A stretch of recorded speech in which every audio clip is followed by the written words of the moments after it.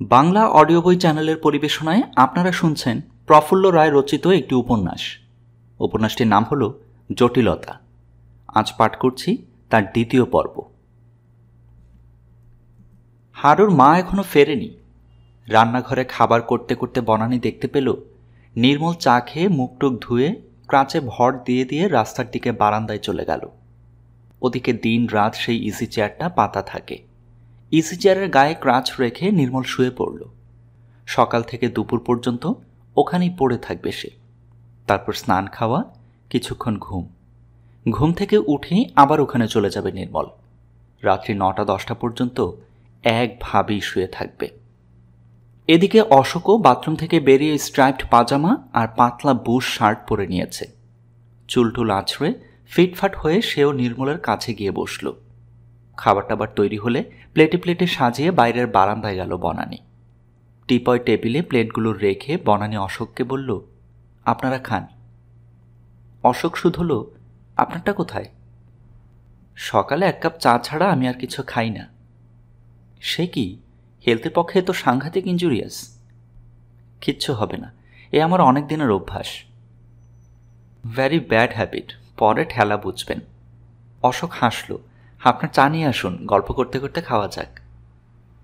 বনানী বলল, আমি রান্নাঘরে বসেই খাবো, এখন গল্প করবার সময় নেই। আপনার কি এত কাজ? রান্না আছে না? কেন, আপনাদের হারুর না কার মা যেন আছে, সেই তো রান্নাবান্না করে। হারুর মা বিকেলে রাধে, ওর সঙ্গে সেরকমই কথা। সকালের দিকটা আমি চালিয়ে নিই। অবশ্য কি, হারুর মাকে বললে এ বেলাটা রেঁধে দেবে, তবে আমি এরকম অ্যাডভান্টেজ নেবার বিরোধী। আপনি খুব ন্যায়নিষ্ঠ দেখছি। ন্যায়নিষ্ঠ কিনা জানি না, তবে ভদ্রলোকের চুক্তি আমি মেনে চলি, এটা সম্পূর্ণ নীতির ব্যাপার। অবশ্য কিছু না বলে জিজ্ঞাসু চোখে তাকালো অশোক। বনানী বলল, অসুখ বিসুখ হলে অন্য কথা, তখন বাধ্য হয়েই হারুর মায়ের শরণাপন্ন হতে হয়। আচ্ছা যাই।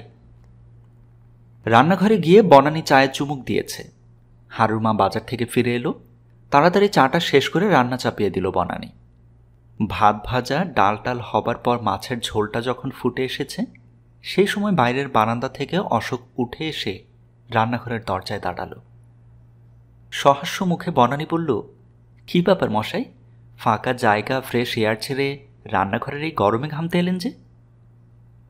রহস্য করে অশোক বলল, এই জায়গাটা অনেক বেশি লোভনীয়। কীরকম? বনানীর ভুরু কুঁচকে গেল। গলা নামিয়ে অশোক বলল, আপনি এখানে রয়েছেন যে? আমি থাকলে কি? যেখানে আপনি সেখানেই দক্ষিণা বাতাস। ফ্ল্যাটারি হচ্ছে? মোটেও না, খাঁটি সত্যি। বনানী বলল, অত মিষ্টি মিষ্টি কথা বলবেন না মশাই, আপনার পূজ্যপাদ ভ্রাতাটি কিন্তু বিশেষ সুখী হবেন না। পেছন ফিরে এক পলক নির্মলকে দেখে নিল অশোক। বলল, ভ্রাতাটির সামনে তো আর করছি না। বনানী উত্তর দিল না। অশোক একটু পর বলল, কি ম্যাডাম, দাঁড়িয়েই থাকবো নাকি? বসতে টসতে বলবেন না? মনে মনে অস্বস্তি বোধ করল বনানী। দ্বিধান্বিতের মতো কিছুক্ষণ দাঁড়িয়ে থেকে সোজা শোবার ঘরে চলে গেল।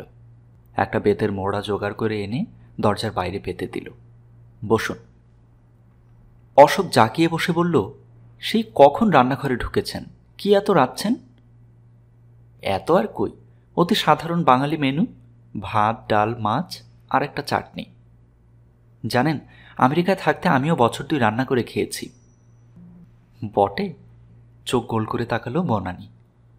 বিশ্বাস হচ্ছে না? হচ্ছে, এমনভাবে বনানী বলল যাতে অবিশ্বাসটাই স্পষ্ট হয়ে উঠল।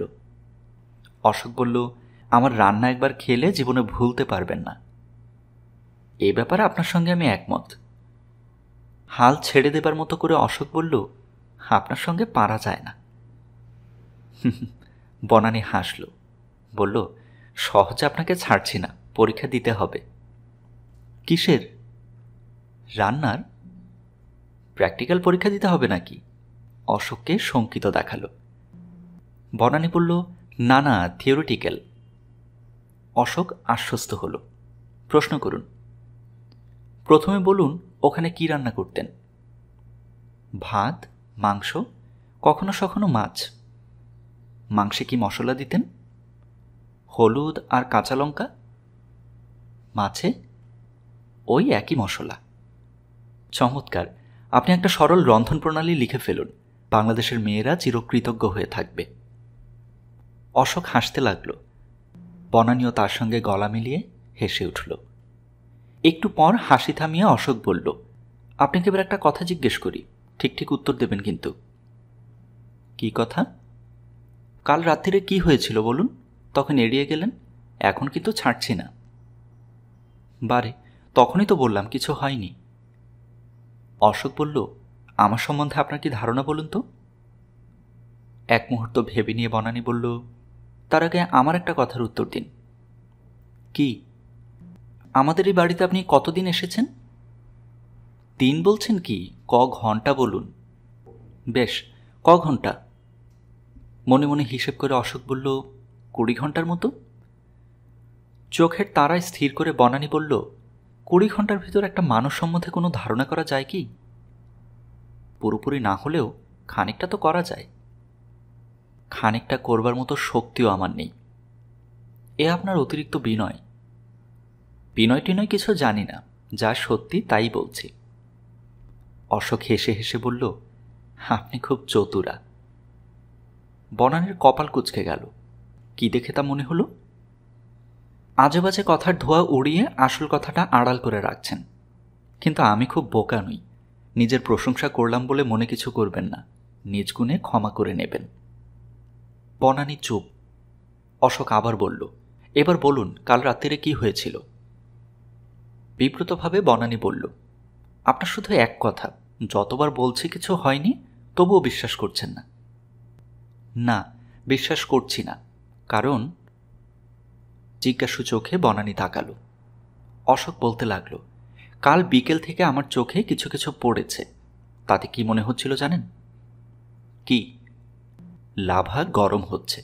আমার ধারণা রাত্রিবেলা সেই সব ব্যাপারেই বিস্ফোরণ ঘটেছে, তাই না? আরে না না, আপনি উড়িয়ে দিতে চাইলে কি হবে, বিষয়টা কিন্তু উড়িয়ে দেবার মতো এত হালকা নয়। বনানী কি বলতে যাচ্ছিল, ক্রাঁচে ভর দিয়ে খুটখুট করতে করতে হঠাৎ নির্মল রান্নাঘরে এসে হাজির।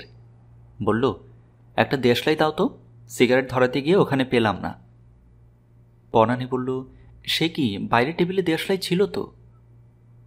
নীরস সুরে নির্মল বলল, আমি কি মিথ্যে বলছি? স্বামীর কণ্ঠস্বরে চমকে উঠল বনানী। এক পলক তার দিকে তাকিয়ে নিঃশব্দে উনুনের পাশ থেকে একটা দেশলাই তুলে নির্মলকে দিল। দেশলাইটা নিয়ে একবার বনানীকে দেখল নির্মল, একবার দেখল অশোককে। তার চোখের তারায় স্থির হয়ে গেল, চোয়াল হয়ে উঠল কঠিন। তারপরে ক্রাঁচ টেনে টেনে বারান্দার দিকে হাঁটতে লাগল। হঠাৎ অশোক ডাকল, নির্মল। থমকে দাঁড়িয়ে মুখ ফেরালো নির্মল। কি বলছিস? তোর বউর সঙ্গে গল্প করছি। কর না, বলেই চুপ করল নির্মল। তারপর ওই ঝকমকে হেসে বলল, পরের বউর সঙ্গে গল্প করতে ভালোই লাগে, নিজে তো বিয়ে করলি না, চালিয়ে যা, জোরসে চালা। আর দাঁড়ালো না নির্মল, ক্রাঁচের শব্দ করে বাইরের বারান্দায় চলে গেল। একটু চুপ করে থেকে অশোক বলল, এটা কিরকম হলো ম্যাডাম? কোনটা? বনানী তাকালো। আমি কিন্তু আসবার সময় বারান্দার টেবিলে দেশলাই দেখেছি, অথচ নির্মল উল্টো কথা বলল। আপনি ভুল দেখেছেন, দেশলাই থাকলে কেউ আবার নিতে আসে নাকি? আমার চোখ এর মধ্যে খারাপ হয়ে গেল, আশ্চর্য। অশোককে আর কিছু বলবার সুযোগ না দিয়ে বনানী তাড়াতাড়ি উনুন থেকে মাছের ঝোল নামিয়ে ফেলল। ব্যস্তভাবে বলল, কটা বাজে বলুন তো? কবজি উল্টে ঘড়ি দেখল অশোক। বলল, 9:35। সর্বনাশ! কি হলো? 11টায় ক্লাস আছে আমার, স্নান করে খেয়ে তৈরি হতে হতে 1 ঘন্টার মতো লেগে যাবে। অশোক উঠে আবার বারান্দায় চলে গেল। বনানী তাড়াতাড়ি স্নান সেরে পোশাক বদলে নাকে মুখে গুজে খানিকটা পর বেরিয়ে পড়ল। যাবার আগে অশোককে বলল, আমি কিন্তু আগেভাগেই খেয়ে নিলাম। অশোক বলল, বারে, আপনাকে কলেজে যেতে হবে, না খেলে কি করে চলবে? বনানী বলল, আমি চলি। নির্মলকে বলল, হারুর মাকে বলে গেছি 12টার সময় খেয়ে নিও। নির্মল উত্তর দিল না। 5 অশোক আসার পর 2 দিন কেটে গেছে। এর ভেতর উল্লেখ করবার মতো বিশেষ কোনো ঘটনা ঘটেনি। জলের ওপর দিকটা এমনিতে বেশ শান্ত স্থির, কিন্তু অশোক, বনানী, নির্মল এই ত্রিভুজের মধ্যে চোরাবানের মতো অদৃশ্য গোপন কিছু একটা চলছিল। বাইরে থেকে ঠিক বোঝা যায় না, তবে লক্ষ্য করলে টের পাওয়া যায় সারা বাড়ির আবহাওয়াটা থমথম করছে। তৃতীয় দিন চমকপ্রদ একটা ঘটনা ঘটল। 12:30 থেকে 2টো, তারপর 2:45 থেকে 5টা পর্যন্ত একটানা ক্লাস ছিল বনানীর। পরপর 2টো ক্লাস করে সবে প্রফেসরস রুমে পা দিয়েছে সে। বেয়ারা এসে বলল, এক ভদ্রলোক আপনার সঙ্গে দেখা করতে চান। বনানী জানতে চাইল, কে? নাম বলছেন না। কোথায় তিনি? ভিজিটর্স রুমে বসে আছেন। এ সময় কে তার কাছে আসতে পারে? আগন্তুক বেয়ারাকে নামও বলেনি। মনে খটকা নিয়ে ভিজিটর্স রুমে এলো বনানী। সঙ্গে সঙ্গে স্তম্ভিত হয়ে গেল। অপ্রত্যাশিত চমকের মতো এক কোণে অশোক বসে আছে। বিষয়টা থিতি আসতে সময় লাগলো। তারপর বড় বড় পা ফেলে অশোকের কাছে চলে গেল বনানী। বলল, কি ব্যাপার আপনি? অশোক বলল, কেন আসতেনি? তা বলছি না, তবে বনানীর মনোভাবটা যেন বুঝতে পারল অশোক। বলল, আমি আসবো ভাবতেই পারেননি, তাই না? বনানী বলল, সত্যি ভাবতে পারিনি, খুব অবাক হয়ে গেছি। আসবেন যে আমাকে বলেননি তো। আগে থেকে বললে মজাটাই মাটি। আপনাকে সারপ্রাইজ দেব বলে এভাবে এলাম। হঠাৎ এলেন, কিছু দরকার আছে? আছে। কি? তার আগে বলুন এখন আপনার ক্লাস আছে কি না। এক্ষুনি নেই, সেই 3:45 থেকে পরপর 2টো ক্লাস আছে। একটু ভেবে অশোক বলল, অসুবিধে না হলে লাস্ট ক্লাস 2টো আজ বাদ দিন না। বনানী বলল, স্পেশাল ক্লাস বাদ দেওয়া ঠিক হবে না, তবে কি? জরুরি ব্যাপার হলে অন্য কথা। ব্যাপারটা জরুরি। কিরকম জরুরি শুনি? ছুটি নিয়ে আসুন, তারপর বলবো। দ্বিধান্বিতের মতো বনানী বলল, আপনি তাহলে একটু বসুন, আমি আসছি। অশোক মাথা নাড়ল। বনানী চলে গেল। কিছুক্ষণ পর ফিরে এসে বলল, আপনার জন্য ক্লাসগুলো বাদ দিয়ে এলাম, খুব খারাপ লাগছে। যাকে এখন দরকারের কথাটা বলুন। বলছি, হাতে এখন অনন্ত সময়, এক ফাঁকে বললেই হলো, চলুন। একটু ইতস্তত করে বনানী অশোকের সঙ্গে কলেজ থেকে বেরিয়ে এলো। রাস্তায় এসে বলল, এবার বলুন। আপনার দেখে তর সইছে না, একটু অপেক্ষা করুন, সব বলবো। আচ্ছা, এখানে নিরিবিলি জায়গাটাকে আছে, মানে কিছুক্ষণ বসা যায়? আছে বই কি। কোথায়? নদীর ধারে বড় বড় ঝাঁকড়া ঝাঁকড়া গাছ আছে, হাওয়া প্রচুর, গাছের ছায়ায় বসা যেতে পারে। নদী কি অনেক দূরে? না, কাছেই, হেঁটে গেলে মিনিট 15 লাগতে পারে। অশোক বলল, মে মাসের এই রোদে এতটা রাস্তা হাঁটতে গেলে স্রেফ মরে যাব। রিক্সা টিক্সা পাওয়া যাবে? বনানী বলল, যাবে। তাহলে চলুন, একটা রিক্সা নিই। রিক্সায় 5 মিনিটও লাগলো না। নদীর পাড়ে পৌঁছে গেল বনানীরা। নদীটা ছোট, দুধারে সবুজ গাছপালার ফ্রেম, মাঝখানে পালিশ করা নীল আয়নার মতো জলের রেখা। নদীতে ঢেউ নেই, শান্ত স্বচ্ছ নিস্তরঙ্গ জল স্থির হয়ে আছে। কদাচিৎ 2-একটা নৌকো বা মহাজনীভর চোখে পড়ে। অনেকটা দূরে বাঘের মুখে লঞ্চ ঘাট, তার সোজাসুজি ঠিক ওপারে বড় মতো একটা গঞ্জ। গ্রীষ্মকালের এই দুপুরে নদী তীরে একেবারে নির্জন। ঝকমকে আকাশের গায়ে কটা শঙ্খচিল উঠছিল, আর গাছের মাথায় মাথায় ঘুঘু ডাকছিল। একটা ঝাঁকড়া মাথার শিশু গাছের তলায় বনানী আর অশোক পাশাপাশি বসল। অশোক বলল, জায়গাটা চমৎকার। বনানী উত্তর দিল না। নদীর ওধারে আঙুল বাড়িয়ে অশোক বলল, ওই জায়গাটার নাম কি? সোনাদি। সোনাদি? বেশ নাম তো, ওপারে যাওয়া যায় না? যায়। লঞ্চঘাটটা দেখিয়ে বনানী বলল, ওখান থেকে 8 ঘন্টা পর পর মোটর বোট ছাড়ে। সোনাদি যাবেন নাকি? না না, আজ নয়, আরেকদিন আপনাকে নিয়ে যাব। বনানী বলতে লাগলো, এখন বলুন কি জন্য আমাকে কলেজ থেকে বার করে আনলেন। অশোক বলল, বলবো, একটু সবুর করুন না।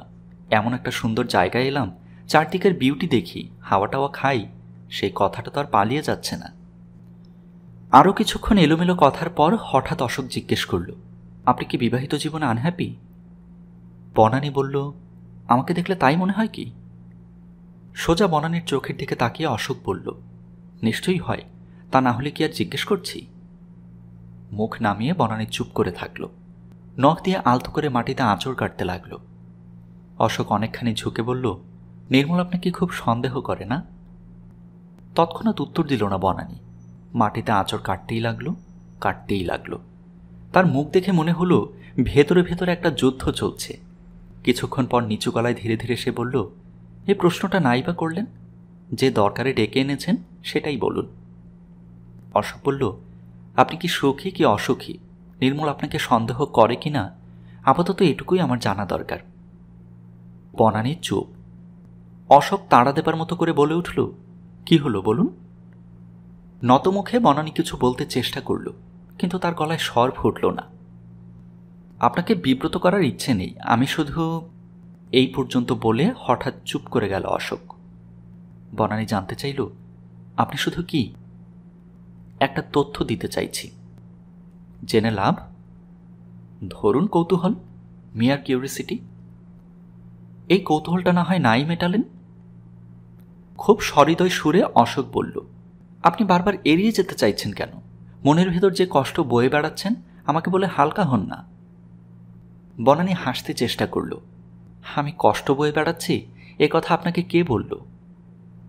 হতাশার ভান করে হাত উল্টে দিল অশোক। কাঁধ ঝাঁকিয়ে বলল, খুবই হার্ড নাট, সহজে ওপরের খোলা ভাঙা যায় না। একটু নীরবতা, তারপর ভেতরে ভেতরে কি প্রতিক্রিয়া ঘটে গেল কে জানে। হঠাৎ বিষণ্ণ করুণ মুখ তুলে মাথা ঝাঁকিয়ে ঝাঁকিয়ে অবোধ বালিকার মতো বনানী বলতে লাগল, আমি আর পারছি না অশোকবাবু, আমি আর পারছি না। অশোক এক দৃষ্টে তাকিয়ে থাকল। কঠিন প্রতিজ্ঞায় এতক্ষণ প্রাণপণে নিজেকে ধরে রেখেছিল বনানী। আচমকা ধস নামার মতো হুড়মুড় করে ভেঙে পড়ল সে। আমার জীবন একেবারে নষ্ট হয়ে গেল অশোকবাবু, আমার ভবিষ্যৎ নেই। আবছা গলায় অশোক কি বলল বোঝা গেল না। বনানী বলে যাচ্ছে, নির্মলের জন্য এত করছি তবুও সন্তুষ্ট না, সব সময় শুধু সন্দেহ সন্দেহ আর সন্দেহ। স্রোতের মুখটা এতকাল যেন আটকে ছিল, বাধাটা হঠাৎ সরে গেছে। বনানীর ভেতরকার যত পুঞ্জীভূত ক্ষোভ দুঃখ আর যন্ত্রণা ঢলের মতো বেরিয়ে আসতে লাগল। অশোক বলল, এ কদিনই বুঝতে পেরেছি সন্দেহটা নির্মলের মাথায় ফিক্সেশনের মতো আটকে গেছে। ঠিকই বলেছেন। তাছাড়া আমার ধারণা, বনানী জিজ্ঞাসু চোখে তাকালো। অশোক বলতে লাগলো, আমার ধারণা নির্মল কতগুলো কমপ্লেক্সে ভুগছে। বনানী বলল, হ্যাঁ, ক্যান্সারে পাটা কাটা যাবার পর ওর মধ্যে যে কত রকম জটিলতা দেখা দিয়েছে বলে বোঝাতে পারবো না। দিনের পর দিন মেন্টাল টর্চার আর সহ্য করতে পারছি না, অথচ সব কিছু ঢেলে আমাকে হাসি মুখে থাকতে হচ্ছে। লোকের ধারণা আমি কত সুখী। অশোক সহানুভূতিসূচক মাথা নাড়ালো। বনানী আবার বলল, আমার বয়স সবে 28, সামনে সারা জীবন পড়ে আছে, কি করে যে দিন কাটবে কে জানে। আমি ক্লান্ত অশোকবাবু, আমি ক্লান্ত। একটু থেমে আবার বলল, ক্লান্ত কি, আই এম ডেড অ্যান্ড ডান। আমার আর বাঁচতে ইচ্ছা করে না। এত ভেঙে পড়বেন না। উত্তর না দিয়ে বনানী উদাস চোখে অনেক দূরে তাকিয়ে থাকল। অশোক আবার বলল, একটা কাজ করলে পারতেন। দূরে চোখ রেখে বনানী শুধল, কি? কাছাকাছি থাকলে যখন এত ঝঞ্ঝাট, তখন নির্মলকে ওর বাবা মার কাছে পাঠিয়ে দিতে পারতেন। তা হয় না। কেন? আপনি আপনার ভাইটিকে জানেন না, পাঠিয়ে দিলেও দূর থেকে আমার জীবন অতিষ্ঠ করে তুলত। কিভাবে? কিভাবে আর? বনানী বলতে লাগলো, চিঠি লিখে লিখে। অশোক বলল, চিঠি না করলেই হতো। মুখ ফিরিয়ে বনানী বলল, আমি না হয় চিঠি খুলতাম না, কিন্তু ও তো শুধু আমাকেই লিখত না, আমার নামে যা তা রটিয়ে রাজপুরের সবার কাছে লিখত, বিশেষ করে আমার কলিগদের। এ তো আপনার অনুমান। না, আমি একবার ওকে ওদের বাড়ি চলে যেতে বলেছিলাম ওর যা খরচ টরচ লাগে দেব। তার উত্তরে ওইসব কথা বলেছিল। অশোক বিমূঢ়ের মতো তাকিয়ে রইল। বনানী আবার বলল, আমি মাঝে মাঝে এক্সট্রিম ব্যবস্থার কথাও ভেবেছি। কি ব্যবস্থা? ডিভোর্স। কিন্তু কি? স্ক্যান্ডেলের ভয়ে ওই ভাবনাটা দূর করে দিয়েছি। অশোক বলল, স্ক্যান্ডেল হবে কেন? আজকাল ডিভোর্স প্রচুর হচ্ছে। আমেরিকা ইউরোপের কথা ছেড়েই দিলাম, কলকাতায় এসে এরকম অনেকগুলো কেসের কথা শুনলাম। বনানী হাসল। কলকাতার রাজপুর এক না, মেট্রোপলিসে কে কার খবর রাখে, কিন্তু এই ছোট্ট জায়গায় জানাজানি হয়ে যাবেই। আমি যে লাইনে আছি, মানে এডুকেশনে, সেখানে একটুখানি স্ক্যান্ডালও ক্ষতিকর। চাকরি হয়তো যাবে না, কিন্তু কলিগরা, বিশেষ করে ছাত্রছাত্রীরা এমনভাবে তাকাবে, ক্লাসে ঢুকে মুখ টিপে হাসাহাসি করবে যে নিজেই মুখ তুলতে পারবো না। তখন নিজে থেকেই চাকরি ছেড়ে চলে যেতে হবে। তা অবশ্য ঠিক। একটু নীরবতা, তারপর অশোক আবার বলল, I feel for you madam. Banani উত্তর দিল না। দেখতে দেখতে বিকেলের ছায়া ঘন হয়ে এলো। পশ্চিম আকাশের গা বেয়ে বেয়ে সূর্যটা অনেকখানি নেমে গেছে। ঝাঁকে ঝাঁকে পাখি নদীর ওপর দিয়ে ক্লান্ত ডানায় আকাশ মাপতে মাপতে দূর দূরান্তে চলে যাচ্ছে। নদীর পাড়টা একটু আগেও ছিল নির্জন, এখন বেশ লোকজন চোখে পড়ছে। ওরা বেড়াতে বেরিয়েছে। হঠাৎ বনানী বলল, কটা বাজে? বলেই নিজের হাত ঘড়িটা উল্টে দেখল। দেখেই চমকে ওঠার মতো করে বলল, 5:30 বেজে গেছে, আমি চললাম। এত তাড়াতাড়ি যাবেন কেন? এখনো তো সন্ধে হয়নি। না না, আর বসতে পারবো না, 5:15টায় ছুটি হবার কথা। এই খবর নির্মল জানে, আর দেরি করলে বাড়ি তোলপাড় করে ফেলবে। অশোক হাসল। নির্মলকে আপনি বেশ ভয় করেন দেখছি। ভয় ওকে করি না, বনানী বলতে লাগলো, ভয় করি ওর ইত্রামিকে। লোকে চেঁচামেচি চিৎকার শুনলে কি বলবে? বনানী উঠে পড়ল, অশোকও উঠল। দুজনে পাশাপাশি রাস্তার দিকে হাঁটতে লাগলো। যেতে যেতে হঠাৎ একটা কথা মনে পড়তে বনানী বলল, আমরা একসঙ্গে বাড়ি ফিরব না। আমি আগে যাচ্ছি, আপনি কিছুক্ষণ পরে যাবেন।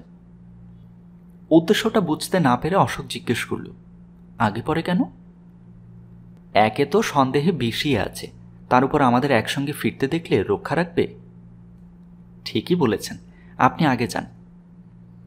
বাড়ি ফিরে বনানী দেখতে পেল যথারীতি বারান্দায় বসে আছে নির্মল। তীক্ষ্ণ চোখে কিছুক্ষণ তাকে দেখে নির্মল বলল, তোমার সঙ্গে অশোকের দেখা হয়নি? বনানী হকচকিয়ে গেল, তবে মনোভাবটা গোপন রেখে গম্ভীর মুখে বলল, আমার সঙ্গে দেখা হবে কেমন করে? কেন, উনি বাড়ি নেই? না। কোথায় গেছেন? দুপুরবেলা বেরুলো, বলে গেল রাজপুর জায়গাটা ঘুরে দেখব। আমি ভাবলাম বুঝে ঘুরতে ঘুরতে তোমাদের কলেজে গিয়েই হাজির হয়েছে। জড়ানো গলায় বনানী বলল, তোমার যত উদ্ভট ভাবনা। বলে আর দাঁড়ালো না, সোজা বাড়ির ভেতর চলে গেল। আরও কিছুক্ষণ পর অশোক ফিরে এলো। নির্মল বাইরের বারান্দায় তাকে থামিয়ে বলল, আমাদের রাজপুর শহর কেমন দেখলি?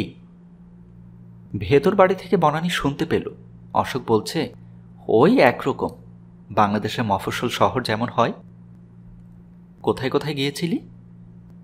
সব জায়গার তো নাম জানি না, এলোমেলো ঘুরলাম, তবে নদীর ধারটা বেশ ভালো লাগলো।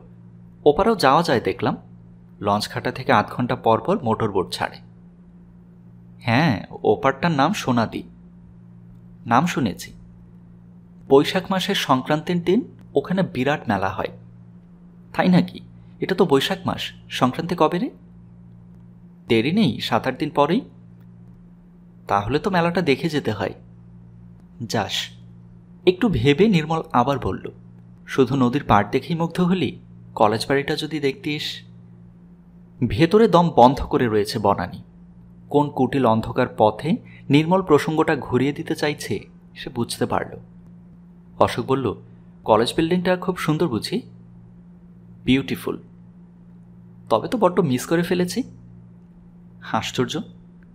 কি? অশোকের চোখের ভেতর তাকিয়ে নির্মল বলল, সারা রাজপুর চষে বেড়ালি, অথচ কলেজটা তোর চোখে পড়ল না। সরল ভালো মানুষের গলায় অশোক বলল, কলেজটা কোথায়? শহরের ঠিক মধ্যিখানে। কি জানি ভাই, আমি লক্ষ্য করিনি। নির্মল আর কিছু বলল না। বনানীর বুকের ভেতর থেকে আবদ্ধ বাতাস ধীরে ধীরে বেরিয়ে এলো। 6 সেই শুরু। তারপর থেকে রোজই দুপুরবেলা বনানীর কলেজে আসতে লাগলো অশোক। সেখান থেকে বনানীকে বার করে নিয়ে কোনোদিন চলে যেত লঞ্চঘাটার দিকে, কোনো দিন ফুটবল খেলার মাঠে, কোনোদিন পরিত্যক্ত ক্যাথলিক গির্জার শান্ত পরিবেশে। প্রথম প্রথম অস্বস্তি বোধ করত বনানী, তারপর ধীরে ধীরে কবে থেকে যে কলেজে গিয়ে অশোকের জন্য উন্মুখ হয়ে থাকতে শুরু করেছিল নিজেই জানে না। কবে থেকে তারা পরস্পরকে তুমি বলতে আরম্ভ করেছিল মনে নেই।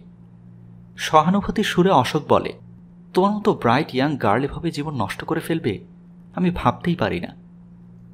উদ্দেশ্যহীন হতাশ মানুষের সুরে বনানী বলে, এছাড়া আমি আর কি করতে পারি?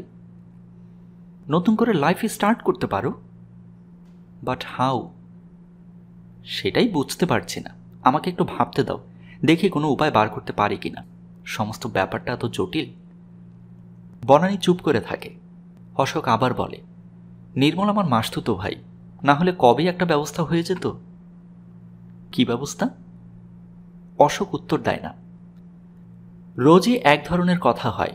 বনানীর গ্লানিকর দুঃসহ জীবন সম্পর্কে অশোকের দুশ্চিন্তার অন্ত নেই।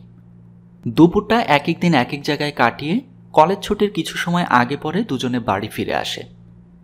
প্রথম প্রথম দু একদিন ব্যাপারটা ধরতে পারেনি নির্মল, তারপরেই তার মন ধোয়াটে হয়ে উঠতে শুরু করেছে।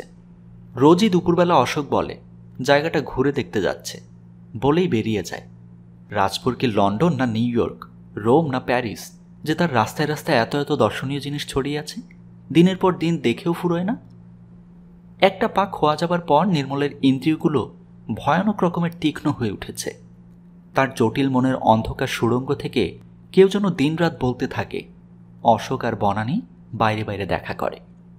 সে অনুভব করছিল ভেতরে ভেতরে বারুদ জমে যেন বিস্ফোরণের মুখে এসে গেছে। একদিন বনানী কলেজ থেকে ফিরে এলে নির্মল তাকে বারান্দায় দাঁড় করালো। বলল, কি ব্যাপার? বনানী জিজ্ঞেস করল, কিসের? কিসের? কিছুই জানো না? নে কি? আজে বাজে কথা বলবে না। আজে বাজে? বলো, রোজ দুপুরবেলা অশোক কোথায় যায়? কোথায় যায় আমি জানবো কি করে? তোমাদের কলেজে যায়। বনানী হক চকিয়ে গেল। ভীত সুরে বলল, মিথ্যে কথা, কে বলেছে? নির্মল বলল, অনেকে বলেছে। অনেকে বলতে? আমি তাদের নাম ঠিকানা মুখস্থ করে রেখেছি নাকি? বনানী বুঝতে পারল নির্মলকে কেউ কিছু বলেনি, সে নিজে থেকেই টোকা দিয়ে বাজিয়ে দেখছে। মনে মনে সাহস পেল বনানী। বলল, তোমার মতো মানুষ আমি জীবনে কখনো দেখিনি। কর্কশ গলায় নির্মল বলল, কিরকম? অকারণে মানুষকে নির্যাতন করে কি সুখ যে পাও? অকারণে? নয়তো কি? নির্মল আর কিছু বলল না। বনানীকে জব্দ করা গেল না দেখে মনে মনে গুম হয়ে রইল, আর চোখের মণি দুটো অনেকক্ষণ আগুনের ফুলকি হয়ে থাকল। নির্মলের মনের ভেতর সেই যে সন্দেহের ছায়া পড়েছিল, সেটা দ্রুত ফুলে ফেপে বিশাল বিপুল হয়ে চারদিক ছেয়ে ফেলল যেন। সন্দেহটা নিয়ে চুপচাপ বসে থাকল না সে। একদিন হারুর মাকে গোপনে অশোকের পেছনে লাগিয়ে সমস্ত ব্যাপারটা জেনে ফেলল। তারপর বনানী ফিরে এলে উম্মাদের মতো চেঁচিয়ে নিজের চুল ছিঁড়ে অশ্লীল গালাগাল দিয়ে বাড়ির তোলপাড় করে ফেলল। বনানী প্রথমটা প্রতিবাদ করতে চেয়েছিল, কিন্তু যখন দেখল কলেজ ছুটি নিয়ে আজ অশোকের সঙ্গে কোথায় কোথায় ঘুরেছে সব ঠিকঠাক বলে দিচ্ছে নির্মল, তখন বুঝল ধরা পড়ে গেছে। মাথা নিচু করে সমস্ত অপমান সহ্য করে গেল বনানী। আরও কিছুক্ষণ পর অশোক ফিরলে আড়ালে ডেকে নিয়ে তাকে বলল, আমি আর পারছি না অশোক। অশোক বলল, কি হয়েছে? সব ঘটনা জানিয়ে বনানী বলল, এখানে এক মুহূর্ত আর থাকতে ইচ্ছা করছে না, আমাকে কোথাও নিয়ে যেতে পারো? 7 অশোক আর বনানীর সেই ব্যাপারটা ধরা পড়বার পর এ বাড়ির আবহাওয়া দুঃসহ হয়ে উঠেছে। কেউ কারো সঙ্গে বিশেষ কথা বলে না। সকালের দিকটায় হয়ে ওঠে না, তখন একলাই খেয়ে কলেজে চলে যায় বনানী। রাত্রে তিনজন একসঙ্গে খেতে বসে বটে, কিন্তু সবাই চুপচাপ। অদ্ভুত স্তব্ধতার মধ্যে মাঝে মাঝে নির্মলী ক্ষিপ্ত সুরে যা একটু আধটু চেঁচায়।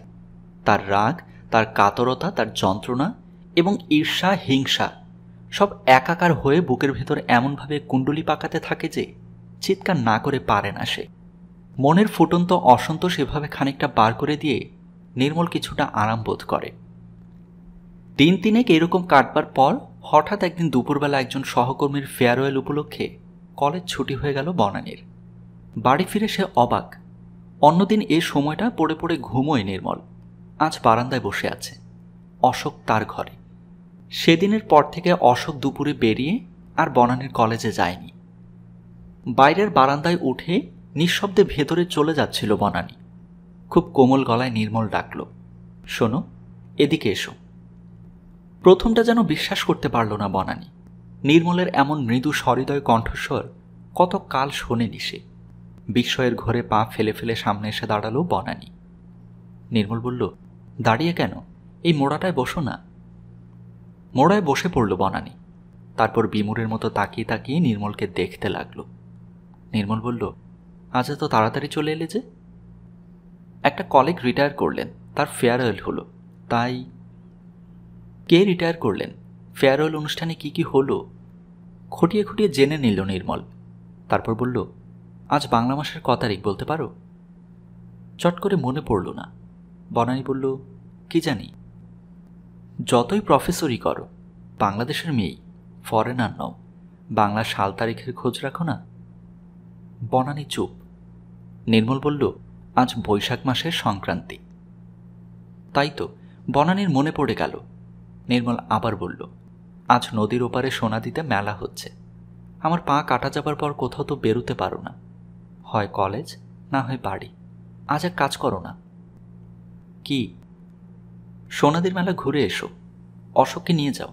ও বেচারি কদিন ধরে বাড়িতে পড়ে আছে, মেলায় গেলে ওরও ভালো লাগবে। মেলায় পাঠাবার ব্যাপারটা যেমন বিস্ময়কর, তেমনই রহস্যময়। বনানী কিছু বলতে যাচ্ছিল, তার আগেই নির্মল গলা তুলে ডাকতে লাগলো, অশোক, অশোক। অশোক ঘর থেকে বেরিয়ে এসে বলল, কি বলছিস? বনানীকে এখানে বসে থাকতে দেখে অবাক হয়ে গেল সে। নির্মল বলল, বনানীর সঙ্গে সোনাদির মেলায় যা। মেলায় যাব? হ্যাঁ রে হ্যাঁ। হঠাৎ? হঠাৎ ফঠাৎ না, তোর মতো আমেরিকা ফেরতকে কি আর দেখাবো? এখানে আমাদের সোনাদির মেলাই 8th ওয়ান্ডার। বছরের এই সময়টা যারা রাজপুরে আসে তাদের ওই মেলাটা দেখাই। বনানীর মতো অশোকও কম বিস্মিত হয়নি। সে বলল, আমাদের তো যেতে বলছিস, তুই যাবি না? আমার মতো খোড়া মানুষ মেলায় গিয়ে কী করবে? এক পা ল্যাং ল্যাং করে কতটাই বা ঘুরতে পারব, মাঝখান থেকে তোদের আনন্দটাই মাটি। একরকম জোর করেই বনানীতে সোনাদির মেলায় পাঠিয়ে দিল নির্মল। মেলায় যেতে যেতে বনানী বলল, লোকটা হঠাৎ এত সদয় হয়ে গেল, আমি কিন্তু কিছুই বুঝতে পারছি না। নির্মলের এই আকস্মিক পরিবর্তন তাকে সংশয়ে আচ্ছন্ন করে রেখেছে। অশোক বলল, হয়তো সুবুদ্ধির উদয় হয়েছে, কি জানি। তারপর নদী পেরিয়ে যেতে যেতে নির্মলের কথা আর মনে রইল না। সোনাদির মেলা সত্যি বিরাট। 8 মাইলের মতো জায়গা জুড়ে কত রকমের দোকান যে বসেছে লেখাঝোকা নেই। মণিহারি দোকান, তেলে ভাজার দোকান, জামা কাপড়ের দোকান, মাটির পুতুল, আলুর পুতুল, কাঠের পুতুলের দোকান, প্লাস্টিকের জিনিসপত্রের দোকান, কাঁচের চুড়ির দোকান। এছাড়া লোহা আর কাঠের রকমারি দরকারি জিনিস নিয়ে এসে বসেছে আদিবাসীরা। যেদিকে যত দূর তাকানো যায় শুধু দোকান আর দোকান, মানুষ আর মানুষ। ফাঁকে ফাঁকে বালা খেলার আসর বসেছে। দুটো সার্কাস পার্টি তাঁবু গেড়ে মাইকে অনবরত খদ্দের ডাকছে। নাগরদোলা ঘুরছে অসংখ্য। সমস্ত মেলাটা মানুষের চলাফেরায় হাঁকে ডাকে গম গম করছে। মেলায় ঘুরতে ঘুরতে বয়স যেন কমে যেতে লাগলো বনানীর। পদমর্যাদা ভুলে কখন সে চঞ্চলা কিশোরী হয়ে উঠেছে কে জানে। এই শালপাতায় তেলে ভাজা খাচ্ছে সে, এই ছুটছে, এই অশোককে নিয়ে নাগরদোলায় বন বন ঘুরছে, এই ছুটে গিয়ে সার্কাসের তাঁবুতে ঢুকছে, এই হয়তো গোছা গোছা রঙিন কাচের চুড়ি কিনে পড়ছে। তার বুকের ভেতর যে ইচ্ছাগুলো এতকাল গুহায়িত হয়েছিল হঠাৎ যেন একটা দমকা বাতাসে বেরিয়ে আসার পথ পেয়ে গেছে। দেখতে দেখতে সন্ধে হয়ে গেল। দোকানে দোকানে গ্যাসের বাতি জ্বলে উঠল। সন্ধেটা যদি কালো জামদানি শাড়ি হয়, গ্যাসের আলোগুলো যেন তার গায়ে জরির চুমকি। সন্ধ্যের কিছুক্ষণ পর দিগন্তের তলা থেকে রূপোর থালার মতো চাঁদ উঠে এলো। দুপুরের খানিক পর তারা মেলায় এসেছিল। তারপর থেকে শুধু ঘুরছে ঘুরছে ঘুরছে। ঘুরতে ঘুরতে ক্লান্ত হয়ে একসময় বনানীরা মেলার এক কোণে ফাঁকা জায়গায় এসে বসল। সোনাদির এই মেলাটার গা ঘেঁষে একটা রেল স্টেশন। স্টেশনটা দেখে অশোক বলল, ওখান থেকে কোথায় যাওয়া যায়? বনানী বলল, দক্ষিণে গেলে কলকাতা, উত্তরে ছোট নাগপুর। অনেকক্ষণ চুপচাপ। তারপর বনানী আবার বলল, আজকের এই দিনটার কথা আমার চিরকাল মনে থাকবে। আবছা গলায় অশোক কি বলল বোঝা গেল না। বনানী আবার বলল, কতকাল পর যে এত আনন্দ করলাম, মনে হচ্ছে আমি যেন নতুন জীবন পেয়েছি। বাড়ি আর ফিরতে ইচ্ছে করছে না। অশোক আরও কাছে এগিয়ে এলো। খানিক ঝুঁকে চকচকে চোখে তাকিয়ে গাঢ় গলায় ফিসফিস করল, নাই বা আর ফিরলে? কোথায় যাব তাহলে? সেদিন বলেছিলে না কোথাও চলে যাবে? বলেছিলাম, চলো আমার সঙ্গে। কিন্তু কোনো কিন্তু না, তোমার নতুন করে বাঁচা দরকার। বনানী আর বাধা দিতে পারল না। ক্লান্ত শরীর, রূপোর থালার মতো চাঁদ, উজ্জ্বল জ্যোৎস্না, অপার আনন্দ, চারপাশের মেলা এবং সব কিছুর উপর অশোকের গাঢ় গভীর কণ্ঠস্বর, সব মিলেমিশে তার অস্তিত্বের ভেতর যেন ভাঙচুর শুরু হয়ে গেছে। কখন অশোকের পিছু পিছু সেই স্টেশনের দিকে হাঁটতে শুরু করল নিজেই জানেন। মেলার ভেতর দিয়েই তারা যাচ্ছিল। যেতে যেতে হঠাৎ একটা দৃশ্য দেখে থমকে দাঁড়িয়ে পড়ল বনানী। একটা বুড়ো আদিবাসী চাকা লাগানো বাক্সের ভেতর হাত পা কাটা এক বুড়িকে বসিয়ে সেটা ঠেলে ঠেলে মেলা দেখাচ্ছে। কিছুক্ষণ দাঁড়িয়ে দাঁড়িয়ে ওদের দেখল বনানী। তারপর আচমকা বুড়ো আদিবাসীটার কাছে গিয়ে জিজ্ঞেস করল, এ বুড়ি কে? বুড়ো বলল, আমার জেন্না। হাত পা কাটল কি করে? শেরের সাথে লড়াই করেছিল। শেরও ওকে ছাড়েনি, জখম করে ফেলেছিল। ডাক্তার সাহেব হাত পা বাদ দিয়েছে, না হলে বাঁচত না। কতদিন হলো হাত পা কেটে গেছে? 30 সাল। 30 বছর? হ্যাঁ। বুড়ো সরল মুখে হাসল। কোথায় ফেলবো ওকে? ওই বাক্স গাড়িটা করে নিয়েছি, যেখানে যাই সেখানে ওকে সঙ্গে নিই, যতদিন বেঁচে। বাকিটা আর শুনতে পেল না বনানী। বিদ্যুৎ চমকের মতো নির্মলের মুখটা তার মনে পড়ে গেল। আর মনে হলো নির্মলের বদলে যদি তার একটা পা কাটা যেত। সে আর ভাবতে পারছিল না। হৃৎপিণ্ডে কি এক নিদারুণ প্রতিক্রিয়া ঘটে গেল। হঠাৎ রুদ্ধশ্বাসে উন্মাদের মতো লঞ্চ ঘাটার দিকে ছুটতে লাগলো বনানী। পেছন থেকে অশোক ডাকল, বনানী। বনানী ফিরেও তাকালো না। 8 বাড়ির কাছে এসে বনানী দেখল সামনের রাস্তায় একটা সাইকেল রিক্সা দাঁড়িয়ে আছে। কেউ তাদের বাড়ি এসেছে কি? বনানী এক মুহূর্ত থমকে দাঁড়ালো, তারপর ছুটে বাড়িতে ঢুকল। ঢুকেই স্তম্ভিত। নির্মল শোবার ঘরে তালা দিচ্ছে। একটা ছোকরা, খুব সম্ভব রিক্সাওয়ালাই হবে, মাথায় ছোট সুটকেস আর বিছানা নিয়ে দাঁড়িয়ে রয়েছে। পায়ের শব্দে ঘুরে দাঁড়ালো নির্মল। বলল, এ কি তুমি? সে যেন অবাকই হয়ে গেছে। বনানী বলল, হ্যাঁ আমি। অশোক কোথায়? জানি না, কিন্তু তুমি তুমি কোথায় চলেছ? যেদিকে দু চোখ যায়। বনানীর বুকের ভেতরটা ভূকম্পনের মতো সাংঘাতিক কোনো বিপর্যয়ে দুলতে লাগলো। তার মানে? জামার পকেট হাতড়ে একটা খাম বার করল নির্মল। বনানীর হাতে দিয়ে বলল, এটা পড়ো। খাম খুলতেই যা বেরিয়ে পড়ল তা দেখে মাথার ভেতরটা ঝিমঝিম করতে থাকে বনানীর। কদিন আগে নির্মলকে কলকাতায় নিয়ে ডাক্তার দেখিয়ে এসেছিল। ওটা তারই রিপোর্ট। লেখা আছে ডান পায়ের বাকি অংশটা কোমর পর্যন্ত কেটে বাদ দিতে হবে। শিথিল ভয়ার্ত সুরে বনানী বলল, এ রিপোর্ট কখন এলো? আজ দুপুরে। কই, আমাকে দেখাওনি তো? উদাসীন গলায় নির্মল বলল, কি হবে দেখিয়ে। একটু থেমে আবার বলল, তুমি চলে এলে যে? আমি তো। তুমি কি? বনানী উৎকণ্ঠিতের মতো তাকালো। আমি তোমাকে মুক্তি দিতেই চেয়েছিলাম। কোমর পর্যন্ত আবার কাটতে চাইছে। হয়তো এবার আর বাঁচব না। বাঁচলেও সে বেঁচে থাকায় কি লাভ? হয়তো তোমার উপর আরও নিষ্ঠুর হয়ে উঠব। অসংলগ্নভাবে নির্মল বলে যেতে লাগলো, অসুখ হবার পর থেকে কম নির্যাতন তো করিনি, কিন্তু তুমি ফিরে এলে কেন? বনানী আর দাঁড়িয়ে থাকতে পারছিল না। তার সমস্ত শরীরের জোর যেন আলগা হয়ে যাচ্ছে। হঠাৎ হুড়মুড় করে নির্মলের পায়ের কাছে ভেঙে পড়ল সে। ফুপিয়ে ফুপিয়ে কেঁদে বলতে লাগলো, ক্ষমা করো, ক্ষমা করো। অনেকক্ষণ পর তার মাথায় একটা হাত রেখে খুব আস্তে করে নির্মল বলল, কেঁদো না, ওঠো। গল্পের সমাপ্তি এখানেই। বাংলা অডিও বই চ্যানেলের পরিবেশনায় আপনারা শুনছিলেন প্রফুল্ল রায় রচিত একটি উপন্যাস, জটিলতা। পুরো উপন্যাসটি 2টি পর্বে ভাগ হয়ে আপলোড হয়েছে। আপনারা যারা এখনও প্রথম পর্বটি শুনেননি, শুনে দেখতে পারেন। আশা করছি আপনাদের ভালো লাগবে।